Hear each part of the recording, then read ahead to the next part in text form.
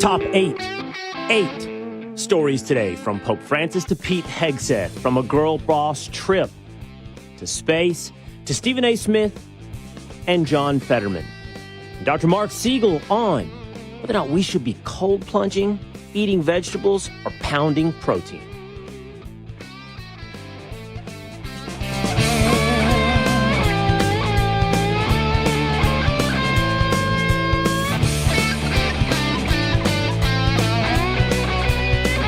It is the Will Cain Show, streaming live at foxnews.com, on the Fox News YouTube and the Fox News Facebook page, as we do every Monday through Thursday at 12 o'clock Eastern Time. Terrestrial radio, 3 dozen stations across this great United States of America, but on your schedule, on demand. Subscribe at Apple or on Spotify and become a member of the Willisha. Happy Easter. Welcome back. Welcome back from the weekend. Hope you had a good Friday. Hope you had a happy Easter. Hope you spent time with family and with God in reflection and with prayer. Let's get caught up today together with 8 stories. That's right, 8 stories at the top of the news, including being joined by Dr. Marc Siegel, who's going to address the measles outbreak, ADHD medication, the push by RFK, and whether or not we should be all jumping into a cold plunge. Let's get to it all, though, with story number 1. It's bringing the boys in New York. We got 2-a-days, Dan, Young Establishment, James. We also have the breaking news as of yesterday, late last night, of the passing of Pope Francis. Pope Francis passes away at the age of 88, the first pontiff from the Americas. Pope Francis from Argentina was the people's pope. In Argentina, he made his name going into the slums, interacting with the poor. He took a vow of poverty like all Jesuits. And he is seen in many circles as a politically controversial pope. He often aligned himself with causes endeared to the left, will not that be climate change or gay marriage. Over the next 15 days, he will be remembered. There will be a state funeral. Within the next 10 to 20 days, there will be a conclave, and the next pope will be selected. There is a list out already today of the 8 most likely candidates to follow Pope Francis. Fascinatingly, they range from those who are very much like Pope Francis, open to some of the new social causes of our day, to those that are extremely conservative, not wanting to or not believing you should give the sacrament to individuals who are divorced or remarried.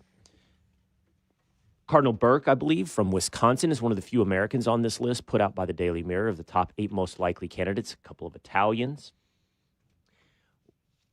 One cardinal from Africa, which I believe is one of the largest growing populations of Catholics in the world. Important day in the world. Not growing up a Catholic, I have a lot to learn about Catholicism. It's a work in progress for me. It's fascinating, the world and the divide within Christianity of what you grow up with understanding and what you do not. But this was, as a Protestant, not something that I actually understood or paid much attention to until I reached the age of an adult. 2-a-days, you grew up Catholic. Mm-hmm. The Pope a big figure in your life? Yeah, very much so. I taught CCD at Catholic Church. My mom, big Catholic, and, it's just something that you talk about. He's the central figure of your faith as a Catholic person. It's a big deal. And the decisions they make are a big deal.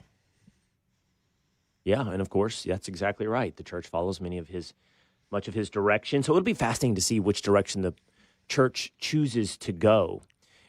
Could it lean into the growing population of Catholics across the world and select a pope from Africa? African cardinals, often very conservative, not part of sort of the new social justice movement among not just Catholics, but across the world.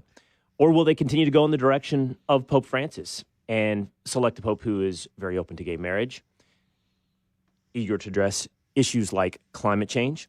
But that's all a debate for a little bit later in this period, in 10 to 15 days, as they gather in a conclave. But for the next couple of days, there will be remembrances of Pope Francis. Story 2. We missed this last week. We didn't address this. It didn't seem like a story of paramount importance. But the Jeff Bezos flight into space, quotation marks, into space, completely staffed by women. It included people like Gayle King, Oprah's BFF, a host of CBS This Morning, and Katy Perry. It's interesting the backlash that has followed this, what many are calling publicity stunt. It wasn't even enough to gain my attention last week. They went into low space. Low atmosphere. You see it. Yeah. See, look down on Earth. Low atmosphere. Bird's eye view of the Earth. Many are pointing out, though, these are not astronauts. This is not one They're great not? step forward for feminism. Scientists. But I was reading an article this morning, and it was fascinating how much of the hatred falls on Katy Perry. I didn't realize, because I'm just not plugged into pop culture well enough, that she is an extremely divisive figure on not just the right, but on the left. And Katy Perry's fall from grace has been somewhat paramount. She hasn't had a hit in years. She's saying, apparently, what a wonderful world to the rest of the female, what do we call these, space voyagers? Space On the Blue Origin Voyagers. flight. Pioneers. People who took a flight. But the article suggested this is how far we've fallen with feminism, that it's been reduced to a publicity stunt and its emblem has become Katy Perry. I didn't know, fellas, that there was so much hatred for Katy Perry. Yeah, she's a bit on the woker side, as they say. People think, the American Idol thing, although I missed her on American Idol, unfortunately, I would have liked to have her as my judge. Just saying. But yeah, she's a controversial figure. She's a little woke on the side, But yeah, it came off a little poorly, I guess you could say, when so many things are going on in the world and they're taking a ride up into space for what was like $11 million per minute. An expensive joyride. Mm-hmm. One small step for woman, one giant leap for womankind. Big moment in feminism, the space trip of Blue Origin. 3, new Yale youth poll suggests that the Democratic Party, while extremely unpopular, could be headed more deeply for unpopularity. This is a poll put together online by Yale University. It mainly surveys young people under the age of 30. Let's set the backdrop of this poll. There's a Gallup poll out that shows the Democratic Party's popularity, approval rating, favorability has dropped to 25%. That's a huge drop from what was its previous low of 34%. Only 1 in 4 Americans approve of the current status of the Democrat Party. But when you look at what is wanted by the youth, who is wanted by the youth, it doesn't seem like they're moving in a direction that would embrace moderation. Alexandria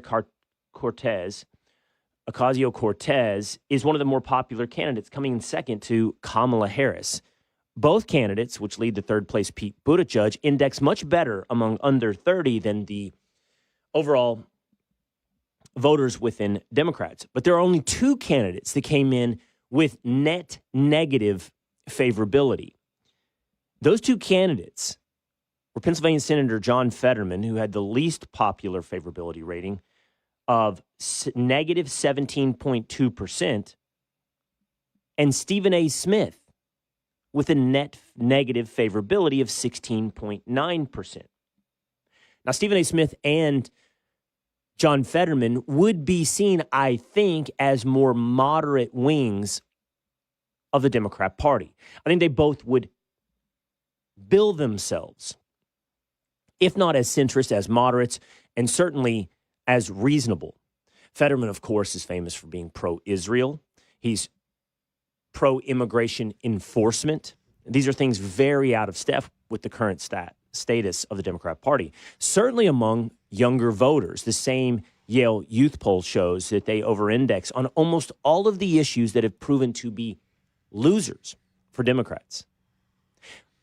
President Donald Trump, by the way, has a favorability rating of 45% according to Gallup. That is higher than the first quarter of his presidency in 2016, where he stood at 41%. And a significant plurality of Americans approve of deporting all illegal immigrants. So the issues where the young Democrats want to push their party is into deeper unpopularity. I cannot believe that, and the time is ticking away, the clock is clicking down, that within 18 months and certainly within 2 years, you will have a new leader for Democrats. And that new leader will be running for president. And it will be shocking if it is one of the three names that lead that list. If it is Alexandria Ocasio-Cortez, Pete Buttigieg, or Kamala Harris, it seems it would be an absolute loser for Democrats. Now, on the other side, according to this Yale Youth poll, the second most popular figure within the Republican Party is J.D. Vance. And among Republican voters, he has a net favorability of plus 30. Very popular. But as we have talked about here, among young people and the broader electorate, it's still uncertain that J.D. Vance has a favorability or popularity that would translate into a general election. Meaning, if you were a sane Democrat, you would think there could be an opportunity. I'm just analyzing. I'm not cheerleading. I'm actually a huge fan of Vice President J.D. Vance. But you have to analyze someone's strengths and their weaknesses. And if you're a Democrat, I think you would have to come away from some of this polling and say, there's a chance. There's an opportunity. As we sit today, J.D. Vance is not Donald Trump. I don't think there's a Democrat on the planet that could beat Donald Trump. But if you're on the left, you would have to think if we come up with a reasonable Democrat, there's a chance you could beat J.D. Vance. Now, they show no indication of moving into a direction of finding, not selecting, but even finding a reasonable Democrat to compete against Vance. I do not think that answer is Stephen A. Smith or John Fetterman. But I do not think the answer is to move into the direction of AOC, Pete Buttigieg, or Kamala Harris. And their problem clearly then is that person does not exist. Or that person remains in the woods. That person has not yet been learned, is not known. It's possible that in 2028, J.D. Vance can win the presidency almost by default. At this rate, he could win the presidency by default because there simply is no sane, reasonable choice for Democrats. Go ahead, 2 days. But do you think that J.D. Vance being vice president to Donald Trump hurts him a little bit because he is taking a back seat and you don't hear a lot about him as much as he in the, election? You just don't see as much. Do you think in the next 4 years it might hurt him a little bit just kind of being, behind Donald Trump, who's such a huge figure? No. I think you underestimate the value of name recognition. And being the vice president of the United States significantly raises your man on the street Q rating, your man on the street name recognition. Why do you think Kamala Harris polls top among Democrats? Certainly not for her competency or her charming personality. It is simply because of name recognition. Biden's not Trump, though. I mean, right now, Kamala Harris on a debate stage against Pete Buttigieg loses.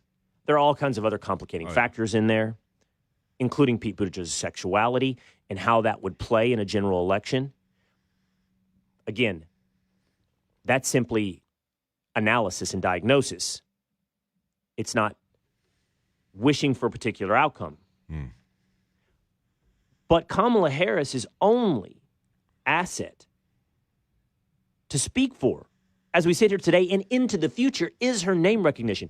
And I'd say in the first quarter of Donald Trump's presidency, that name recognition has been raised for Vice President J.D. Vance. All right, story number 4. What'd you do this weekend? Fellas, Easter weekend. We all didn't have an extra long weekend. We worked Friday. We worked Monday. Let's go around the horn really quickly. How did you spend your Easter weekend, Young Establishment James? Had some brunch in the city with family, and then we went biking in Central Park after said brunch. How nice. Right. That's pretty sweet. Pretty nice. What kind of bikes did you ride through Central Park? Did you ride city bikes? Tandem. No, like normal bikes. Like the kind of bike that You have a store bike your in the garage. city? I do, yeah. Oh. Store it downstairs. And you have enough bikes that your family could join you on this this bike ride? Well, they brought bikes. They put them in the back of the car, and we went around. How about that? Yeah, right. How cute. What'd you guys do? Did you do the full loop in Central Park? Yeah, 6 miler? Did a couple loops, and then we went down to the West Side Highway, and then came back. So it was a nice day out. Got a little tan. That's really nice. I'm not even making fun of you. No, That's a it really was- nice little Sunday. It was beautiful out. Got a little tan, but I will say a long, long bike ride after a couple of mimosas, you kind of feel it at the end. At first, you're like, oh, this is great. I feel great. And then at the end, it kind of is like, what did we just do? Yeah, I mean, if you did a couple loops, that's 12 miles. Then you go down the West Side Highway, you got up to 15, 18 miles. I've never been a cyclist. I don't really know what a long way cycling is. Like, I don't know when. It's like, is a 15-mile bike ride, like, what is that in running? Would you say that's like running 5 miles? 5 miles. Yeah, I asked GPT last night. It said every 1 mile ran is the equivalent to 3 miles biked. Okay, so you just as a family went on about a 5-mile jog. Hey. Nice. I like that. 2 days?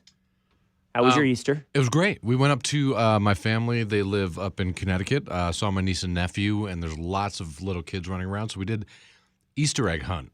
And that was the first year I actually got to hide the Easter eggs. I was very It's really excited the about best it. thing. It's amazing. It's the best way to spend. I mean, outside of service, it's the best way to spend Easter morning. I have 2 sons, and we gave one of them a hard time, of course. At this point, my sons are 17 and 13, but there hasn't been a single Easter egg hunt that my 13-year-old has managed to win. He is a really bad strategist, and it's maybe a second child phenomenon, but for the first 5 years of his life doing this, what he did is basically chased his brother around the yard. And I'm like, that area has been cleared, dude. He's already gone through there. Don't trail him. Go blaze your own path. That's why there's no eggs. He's getting to him first. And then he's picked that up in the last year or two. But then he's just kind of running around like a chicken with his head cut off. He doesn't really have a game plan. You got to clear, like a Navy SEAL, you got to clear certain areas of the yard. Pick a quadrant, clear that quadrant, move to the next. But for years now, he's been chasing his older brother.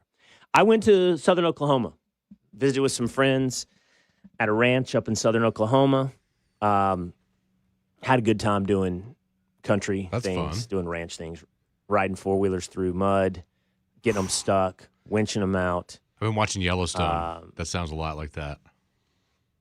Well, that's real cowboy stuff. Is it? I mean, that's fake soap opera cowboy stuff, Yeah. but dressed up in the garments of real cowboy stuff. No horses, just all motorized vehicles. My oldest son flipped his in what we called the mud pit. I'm talking jeans and boots soaked all the way through, mud in his teeth. But we also sat around a campfire and broke down the world's problems, which is probably one of the greatest things to do in this world. So we hope you at home also had a great weekend. Coming up a little bit later here on the Will Cain Show, we're going to go into the current controversy around Secretary of Defense Pete Hegseth.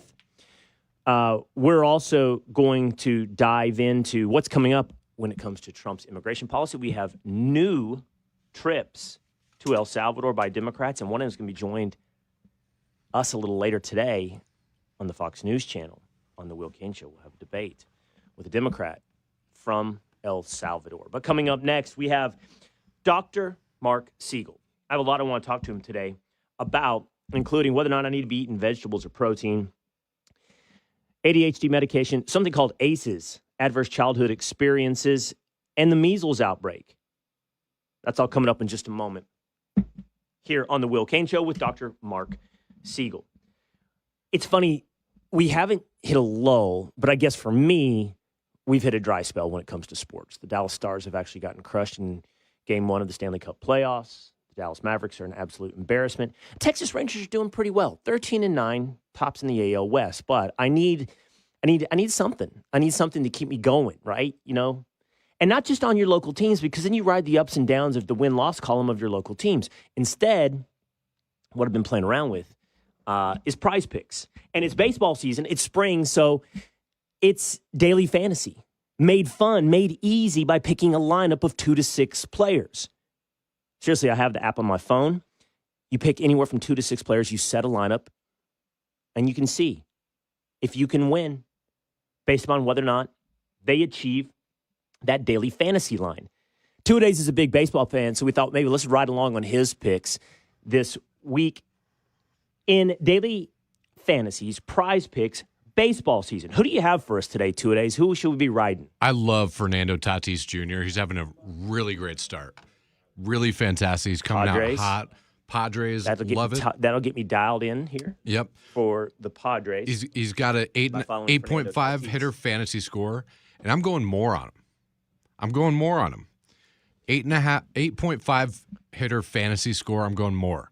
I like him. He's been playing real well. Same with Ellie De La Cruz. 8.5 hitter fantasy score. I love it. Going more on him. Those two guys, I'm and really that's liking various right points for singles. That's various points for singles, home runs, RBIs. Walks. The daily fantasy score is an accumulation of those stats, and you've got 8.5 for both Tatis and De La Cruz. That's right. More. All right, so ride with two-a-days. Ride with me. Let's play on Prize Picks. It's a lot of fun. Daily fantasy sports ads available to play in more than 40-plus states, including, by the way, California and Texas. Download the Prize Picks app today and use the code Will Cain. My name, WILLCAIN. And here's the deal. You get $50 instantly when you play $5. That's code Will Cain on Prize Picks to get $50 instantly when you play $5. It's a really fun site. Pick your daily lineup. Win or lose, you'll get $50 for just playing. Guaranteed. Prize Picks. Run your game. You must be present in certain states. Visit prizepicks.com for restrictions and details. Should you be cold plunging with Dr. Marc Siegel coming up on The Will Cain Show. Measles, ADHD, protein or plant diet, cold plunge. Break it all down with Dr. Marc Siegel here on The Will Cain Show, streaming live at foxnews.com, on the Fox News YouTube channel, the Fox News Facebook page. Hit subscribe at Apple or on Spotify. Dr. Marc Siegel is a Fox News contributor. He also has a new special out on Fox Nation. Look at the truth now, finally, behind COVID. Dr. Siegel, great to see you. What are you guys talking about? On what truth can we learn on Fox Nation? Well, one truth that we've been saying for 4 years now is that the consequences of closing schools and locking down the society were going to be enormous. And it was interesting to see the New York Times and other outlets come in 3 or 4 years after we did. And we're seeing that dramatically in terms of learning, in terms of socialization, in terms of substance abuse, and then, of course, the addiction to social media, which rose under that period of time. The second thing is that, of course, now the mainstream media is starting to say, well, maybe this did come from a lab, but we talked about that 5 years ago also. I was one of the first to say that. Tom Cotton was saying that. Robert Redfield was saying that, and he had top secret information on that he couldn't share. But you really got the feeling that people were getting sick in that lab in the summer of 2019. People started getting sick around the world in the fall of 2019. And so we clearly didn't have the information we needed. And, and there was a shroud of secrecy, as you would expect from communist China, who said after the 2003 SARS outbreak, well, we're going to play ball with global health. Well, that's not what happened. And we learned on the ground a lot of secrets about this virus that weren't told to us. Yeah, the thing is, Dr. Siegel, and I say this, follow me where I go here, there's a lot of fatigue. For whatever reason, I think because it impacted our lives so much, and there has been a fair amount of discussion about COVID. There's fatigue, I think, to some point, but there's 3 storylines, 2 of which you touched on right there, that have to be followed over the next quarter century because of their long-term impacts. It's exactly what you said. We're going to be measuring the negative impact of what we chose to do during that 2-year period for decades. What it did to children, their development, their education, their dependence on substances. It's going to be something that plays out over decades. It'll only be able to be seen like through a telescope, like with time, for its full total impact.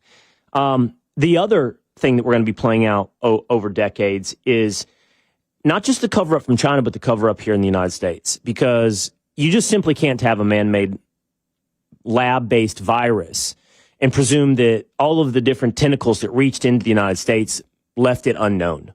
So the cover up that extended back here and the why. And then third is, it is the role of China. What are they doing?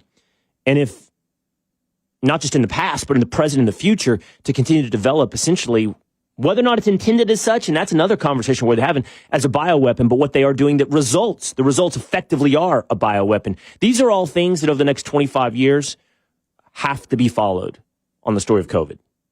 By the way, a quick response to that. I'm not an economist, but it makes me feel pretty good about President Trump standing up to China right now for whatever reason.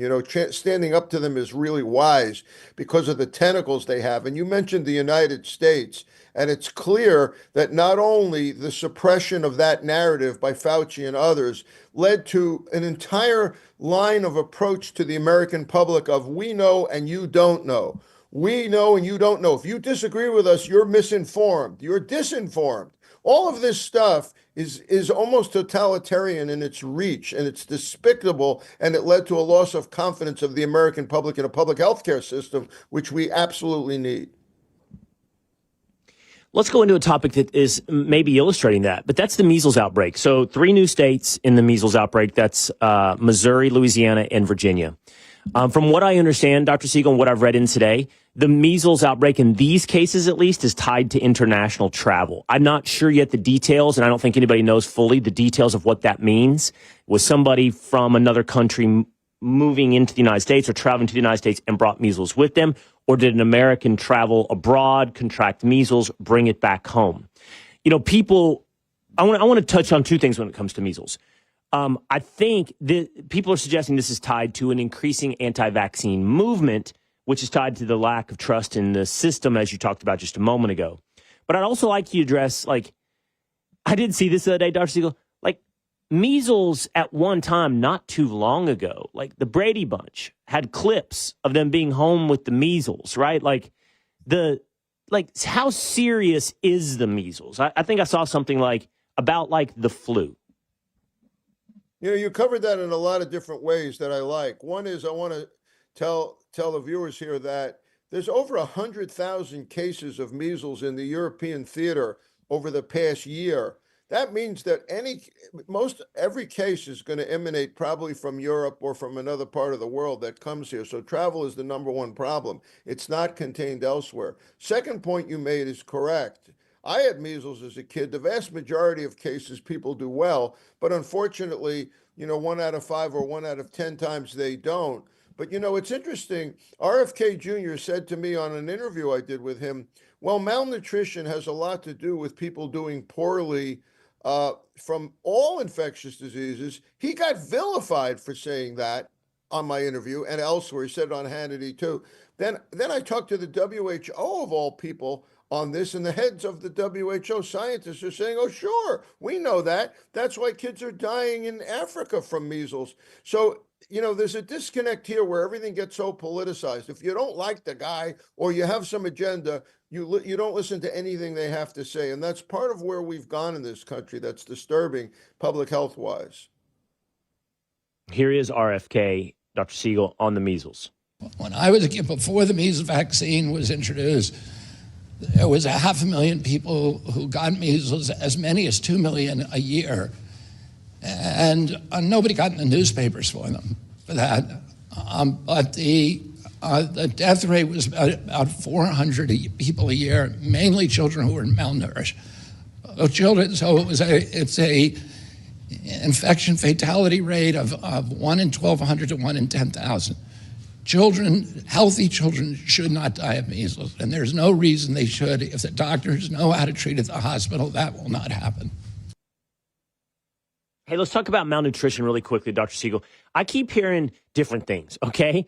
And I know you're not a nutritionist, but you're a doctor. So the current trend movement, and one that I'm on, is eat protein. Tons of protein, right? Like a gram per body weight. I'm trying to get 160 to 170 grams of protein a day. And muscle building is everyone's talking about you got to lift, and as you get older, loss of muscle mass is a huge problem. So you got to be eating protein. But then I read this morning the study about people that age the best over the age of 70. So do you reach the age of 70 without a chronic disease? And it's all Mediterranean diet, so it's a lot of vegetables, a lot of olive oil type stuff, and fish. If you scroll Instagram, you come away confused every day what you're supposed to be eating, Dr. Siegel. Well, let me make it easier for you. I'm a cholesterol guy. I focus on that as an internist. So I love the Mediterranean diet because I think the unsaturated fats and the vegetables and the fish, I think the omega-3s in fish are really good. But fats itself have gotten a bad name in this society when they're actually a power pack calorie source. And in terms of lifting, I have a different angle on that because for men, as they age, if you do upper body exercise, you increase your testosterone level. One of the points about Make America Healthy Again that I really like is where are you getting what you want? Maybe you're getting the serotonin you need by exercise rather than an antidepressant. Maybe you're getting the testosterone you need by upper body exercise rather than a supplement. That's where we want to start. I'm all for, by the way, medications, Will, when they're needed, when somebody really needs them, when they have a chronic disease. But prevention starts with lifestyle. It starts with a better diet. It starts with exercise and sleep. It starts without ultra-processed foods. And one point I've made about ultra-processed foods in an op-ed I wrote for Stat recently is that they're addictive. We're talking about them like they're not addictive. Oh, let's just replace them with something healthier. It's not easy to do. There's a reason people flock to ultra processed foods, besides that they're cheaper. They taste great. They look like something from outer Right. space. So you're drawn to them. Absolutely. Speaking of medication, I did this story, followed this a week ago. I do find it fascinating about ADHD. Have we been thinking about ADHD all wrong? And whether or not we're, certainly the data would seem to indicate, overprescribing stimulants, psychostimulants, specifically to children. And the stats are kind of stunning. I believe it's like, what is it? 1 in 4 young men by the age of 17 have been diagnosed with ADHD. It's a little lower by the age of 14 and often being prescribed Adderall or Ritalin. And, like autism. And by the way, I just saw these stats on autism since the last time I talked about it. Autism has been reduced to, I believe it's 1 in 31 children in America are diagnosed with autism. But in California, among young men, it's something like 1 in 16, 1 in 14. Wow. And here is RFK, by the way, talking about it's environmental instead of genetic. That kind of like statistical variance would certainly seem to suggest something environmental, Dr. Siegel, as opposed to genetic. So let's start with autism. I think that autism has both. I think there may be a genetic predisposition to autism, but I think there's an environmental component that's really triggering it. Let's call it an environmental trigger. Maybe it occurs in the womb. Maybe it occurs from environmental exposure that pregnant women have. Maybe it occurs in early child. But whatever it is, we need to examine it. And I'm glad that he's examining it. And I don't accept that the numbers are just that we're better at diagnosing. That's like saying, well, every doctor from 20 years ago back didn't know what they were doing. I'm not accepting that. There may be some increased diagnoses in a place like California, but it isn't the answer. The answer is what's in our environment that's promoting and provoking genetic predispositions. And we have to really look at that. And RFK's made a great case for how poisonous our environment is. He started as an environmental lawyer. The microplastics that we're exposed to, the forever chemicals that we're exposed to, the fertility rate has gone way down. All of this is huge. And as far as ADHD is concerned, I look at it from the point of view, Will, as an internist. I see people in my office that I don't really believe have ADHD, but they say to me, give me my Adderall. And what am I going to say? They say, without my Adderall, I won't function. So I get it at the other end of the periscope. I didn't start them on these meds, but they end up with some kind of habituation where they need them to function, where they maybe didn't need them in the first place. Maybe it was the distraction of social media. Maybe they had too much caffeine when they were little. Maybe they weren't interacting or looking their teacher in the eye, or the teacher wasn't looking them in the eye. The remote learning of the pandemic has made all of that worse. So I definitely am against the idea of jumping to medication. And one more thing, I don't know if you know this, almost everything, but you may not know that there was a big study out that showed that if you use therapy instead of chemicals, instead of the Adderall or the Ritalin, if you just waited a little bit longer, you ended up with the same results. We don't wait very long. We're an impatient society that wants quick fix. Yeah, I saw that over the long term, there's a big study that the children who were put on stimulants versus the children who were not performed the same academically and then ultimately behaviorally. While there was a short-term benefit, like in the first year for the kids that were put on the stimulants, it wore off as time went on. You lost every benefit. There was never an academic benefit, but the behavioral benefit went away over time, or at least met the same mean as the kids who got nothing. Then there's this, okay, when it comes to environmental. So I had Dr. Drew on last week, and he brought this up, and I've talked about this. It didn't click with me when I first heard him say this, but let's listen to it together. We are at once over-identifying this syndrome that we once sort of ignored, and we are both over-treating and simultaneously under-treating. And we are approaching it at the same time in the places we're using too much, as you said, with the psychostimulants. And there are other alternatives. And, you know, I was always trained that without a proper diagnosis, a proper understanding of the biology, you can't have a proper treatment. And something I have known for a long time was that a good portion of the increase in ADHD that I was seeing was from childhood trauma. And childhood trauma is well associated with ADHD in childhood and adolescence. And not just trauma, but just adverse childhood experiences generally. And we are ignoring that. And I would argue that it is the over identifying of the syndrome and childhood trauma that is resulting in at least some of the numbers you're seeing there. That is so, really... Dr. Siegel, you just brought up therapy. You just brought up therapy really quickly. And I got a lot of notes from doctors after that talking about ACEs, adverse childhood experiences. And it's hard for me, Dr. Siegel, to kind of intuitively understand how that's related to attention deficit. You know what I'm saying? But I keep hearing it more and more, and that more research is pointing in this direction. It's because of something I wrote in my fear book. I agree with everything Dr. Drew just said there.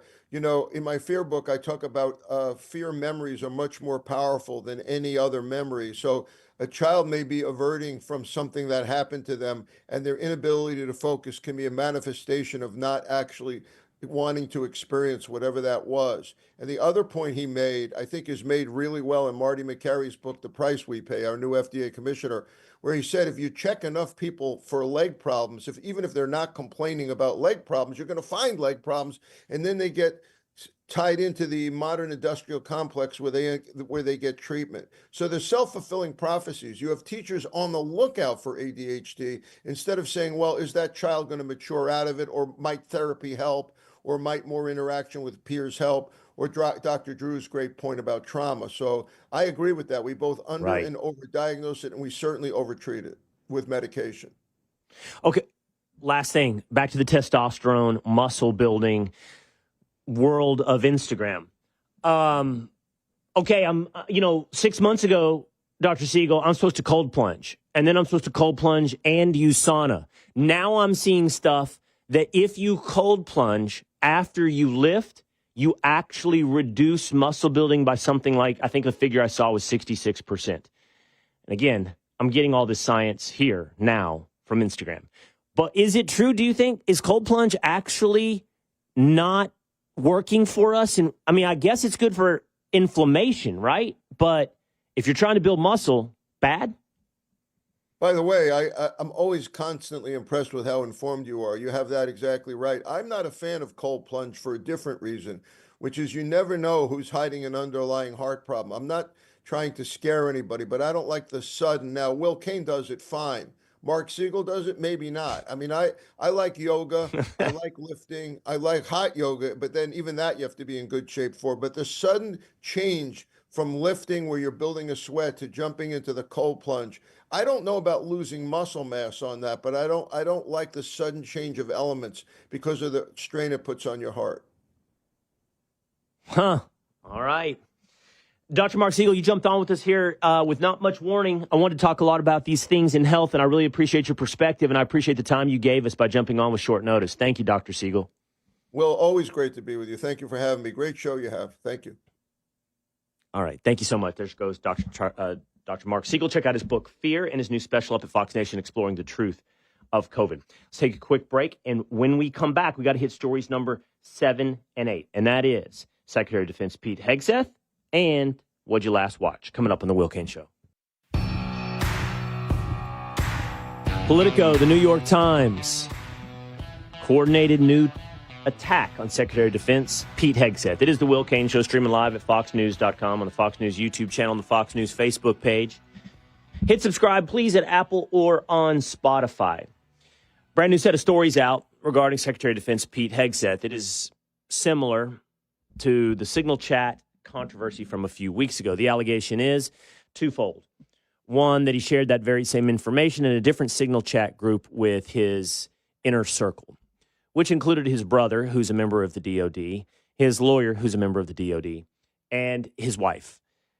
That news story was written up in the New York Times. This morning at the White House Easter egg roll, the Secretary of Defense addressed this. Listen. You know, what a big surprise that a few leakers get fired and suddenly a bunch of hit pieces come out from the same media that peddled the Russia hoax.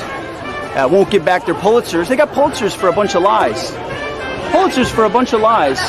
And on hoaxes, time and time and time again. And as they peddle those lies, no one ever calls them on it. See, this is what the media does. They take anonymous sources from disgruntled former employees, and then they try to slash and burn people and ruin their reputations. Not going to work with me, because we're changing the Defense Department, putting the Pentagon back in the hands of warfighters, and anonymous smears from disgruntled former employees on old news doesn't matter. Kind of wild to see his kids, Jackson, for those of you watching on YouTube or Facebook, Jackson and Luke and Boone and Gunnar all in the background watching him as he interacts with the press. What Hegseth alludes to there is the story from Politico. The Department of Defense has been concerned about leaks coming out of the Pentagon for the better part of a month. 3 members of the Department of Defense, including several inner circle aides to Hegseth, were let go. His chief of staff redirected to a new position last week. This is among allegations that there are leaks of top stories coming out of the DOD. One of those people as well who has left is John Ulyott, who had a position within the communications department at the DOD. He turned and wrote an op-ed in Politico saying the Department of Defense is engulfed in chaos, that it's become a liability for the administration. Caroline Leavitt, the White House press secretary today, said Hegseth has the complete confidence and backing of the White House. Doesn't appear that what Ulyott said seems to be the case, at least at this moment. This story is the same story as before. It's just this time the allegation is that he put this information, which we've already litigated, whether or not it was war plans and whether or not it was real time, into a group. I guess the controversy is among people who did not need to know. We don't know the classified clearance of his brother and his lawyer, but with his wife. It certainly is the case that the Department of Defense needs to get whatever's going on with leakers and everything else out of its midst. But this doesn't seem to be yet another story with traction that's going to do something to take down the Secretary of Defense, or for that matter, be what they, I think, hope will be the first hit against the administration. They can get that, then it becomes something where you can chip away at the agenda, the goals, and the progress of the administration of Donald Trump. We'll keep our eye on this story and continue to watch all these other stories as well when it comes to the Secretary of Defense.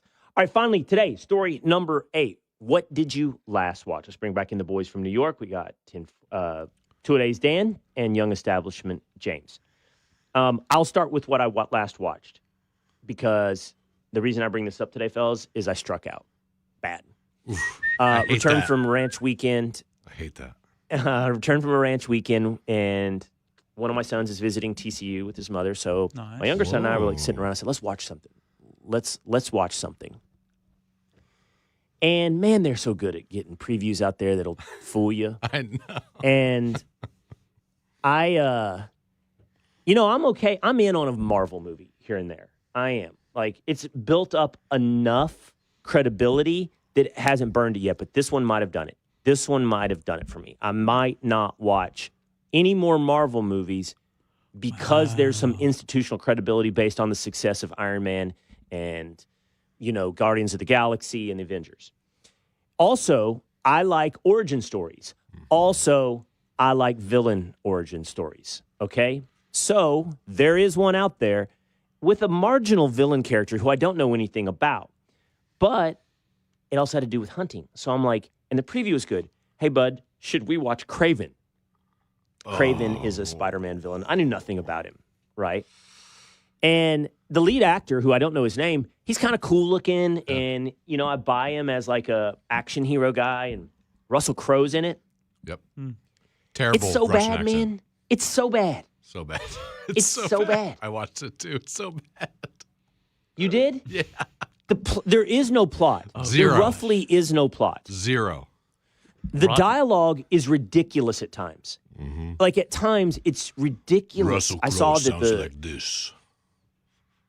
Honestly, Dan, he's one of the best parts of the movie. And like the lady who plays Calypso, who is like, I don't know, the confidant of Kraven, Yeah. she's a lovely lady. And maybe she got some bad directing. Horrible acting. Right. Like just the delivery of the lines. She was supported for a Razzie for, worst supporting actress. And I got to be honest, she deserves it. The writing is ridiculous. And it's closest I've come to turning one off, where I'm like, I think I'm just going to bail. But I was with my son. I would have bailed, and he didn't like it either. He was making fun of it. But I felt pot committed at some point, and it's just a complete whiff, a complete miss. Kraven. Go ahead, 2 days. Here's the thing. Marvel's they hit a formula, so they just put out as much content as possible. They just keep churning out these movies, these TV shows, and they don't care because people are still going to watch them however bad they are. The ones that you need to focus on coming up are the Avengers Doomsday, the big ones that are coming up that are like Endgame and all those ones. Those you should watch. The side stories, not so great, not so much. Do not need to watch for any of the other story. So keep it in mind. It felt like the thing about Kraven is also it felt like it could have been good. Like it was really bad, but it could have been good. Like you got a decent premise, a villain origin story. He's this like, I don't know. His powers are that of an animal kind of, so he can run fast, jump, all that stuff, and he's a hunter. And by the way, also, he's a villain, but he's not a villain in the movie. Yeah. That's another weird thing. So by is the end of Calypso. it, you're like, okay, is he a good guy? Yeah, Calypso's a bad guy too. Yeah, But yet in the movie, you'd come away with good guys. he's Spider-Man's nemesis in the comic books. Spider-Man's a good guy. Yeah. He's clearly a bad guy. And like in the last 30 seconds, there's a hint that he's going to be a bad guy now. Mm-hmm. Like he's okay, and he's going to like fulfill his father's wishes. But there's no plot that leads you in that direction. His There's brother. no character arc that, he's going to become a bad guy. He's only a good guy for 99% of the movie. And the last 1%, all of a sudden you're like, huh? Anyway, all right. All right, James. Yeah. Sports doesn't count. Oh, no. I already what did told you him last that. watch? I already told him that. Yeah, I had to think a little harder after that. I've been watching some. Amazon Prime is now putting out all the old seasons of The Apprentice on, Oh my god! and I've been watching them not for like yeah, you've been talking about that. pure entertainment, but it's like a fascinating historical document. And like when You're like a 70-year-old man or something. when they were out, they were getting like 20 to 30 million people an episode. And I You're think talking about back in the day. yeah. It's more like looking like Yeah. what our culture was like in 2004. It is weird. Like the production. I can't imagine going back and watching. I can't imagine watching that. Like So I wouldn't watch an boring. old Survivor. I don't think like an I mean, I'm old like skipping through reality some of show. The best parts are the boardroom. I'm gonna watch American Idol season 1. Let's see what happens. All right, 2 a days. What'd you last watch? So, Last of Us season 2 is out. 2 episodes are out. Yes. Just when I thought HBO, I was done with HBO. White Lotus is over. Severance was over. I thought I could take a break. All of a sudden, Last of That's Us how they do it. is back. Yeah. Yeah, that's how they do it.